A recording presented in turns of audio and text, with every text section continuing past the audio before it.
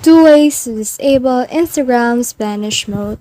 Hi guys, so in this video I will teach you the two ways to disable Instagram's Vanish mode. So if you want to learn how it's done, just watch this video until the very end. This is pretty quick and simple, so let's go. So in order to do that, we need to head over to our Instagram and then click on this inbox icon right here in order to head over to our inbox. So for example, I want to message this person. I want to open our conversation. So in order to turn on or turn off the vanish mode, I just need to swipe up. So let's swipe up. And as you can see, I can now release it to turn on the vanish mode. So if I want to turn off this, then I can just remove it.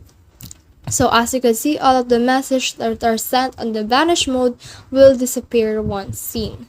So in order to turn it off, the second way is to head over and click their name right here.